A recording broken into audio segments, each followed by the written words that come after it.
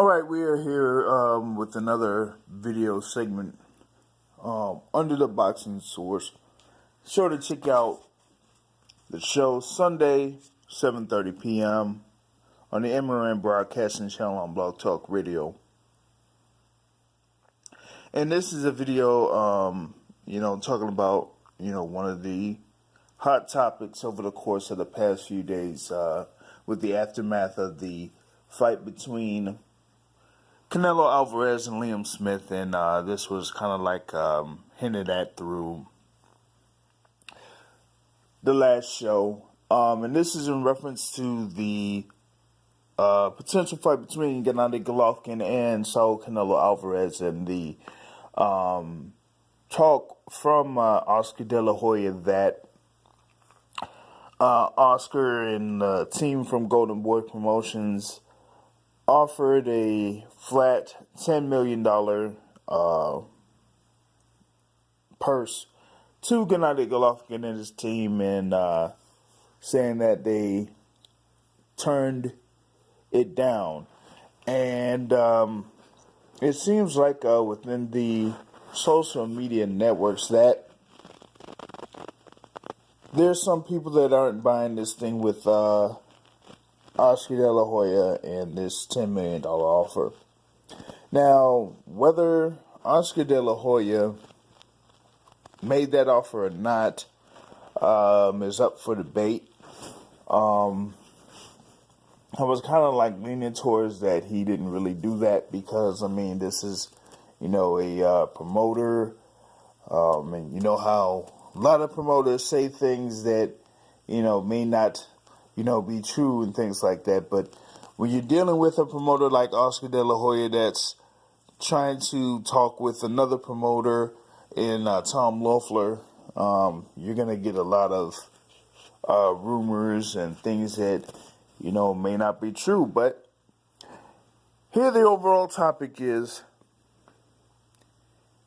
$10 million enough for Gennady Golovkin? And what I'm seeing through the social media boards and groups and things like that is that some of these fans are saying that Golovkin deserves more than $10 million.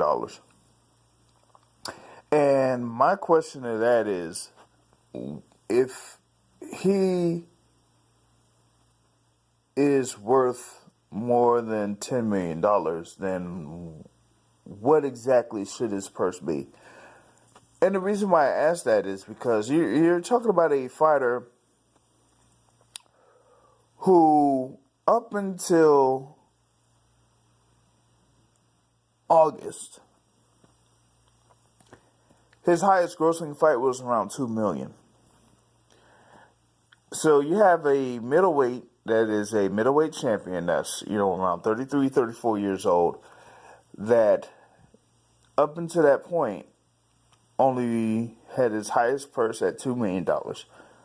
And then he gets this fight against Kell Brook where his purse ended up being $5 million. But the thing about that fight is that the reason why Gennady Golovkin earned $5 million for the purse against Kell Brook was because it was against Kell Brook in the O2 Arena in the United Kingdom. If it was Kell Brook against Kell Brook in the USA or in Russia or any other location, the payout would not be $5 million for either fighter. It wouldn't even be close. The highest it probably would have been was $3 million. So with that being known, then that pretty much hints that Gennady Golovkin really isn't the supposed A-side, as they would say, when it came to him and Kell Brook.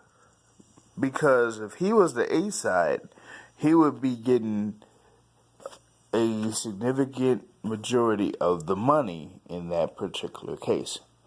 So, with that being known, his highest payout being $5 million. How is a fight between Gennady Golovkin and Canelo Alvarez bringing him a purse of more than $10 million? It really shouldn't. If you think about what Canelo Alvarez has done, Canelo Alvarez has taken a shorter percentage of the purse, a shorter percentage of the purse in multiple occasions. I mean, you're talking about, somebody that, had a guaranteed $5 million purse against Floyd Money Mayweather and a $5 million purse against Miguel Cotto. So with him having a $5 million purse against Cotto, which was last year, what, makes people think that Gennady Golovkin should deserve a purse of more than $10 million? Canelo has made the sacrifices. He's taking a shorter percentage of the purse in those two particular cases because everyone knew who the more notable fighter was. Of course, Floyd was the more notable fighter in September 2013, and Miguel Cotto was the more notable fighter in November of 2015. And here in this case, we all know that Canelo Alvarez is the more notable fighter in 2016, and it's not even close. The resume speaks for itself.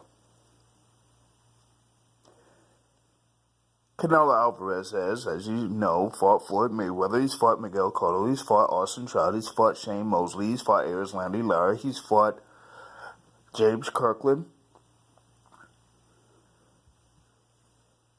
among others. He's fought Amir Khan, he's fought Alfredo Angulo. So even with that list alone, you could take away Miguel Cotto and you could take away Floyd Mayweather. He still has a much better resume than Gennady Golovkin. So with that commands what your purse is and what makes your percentage be higher than your opponent. And Gennady Golovkin does not have that. So if this potential fight does take place, then Canelo Alvarez should get the lion's share of the purse, and it should be a much higher percentage.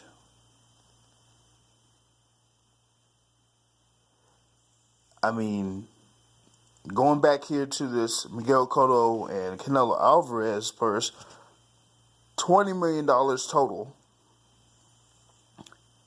with Cotto getting $15 million and Canelo getting $5 million.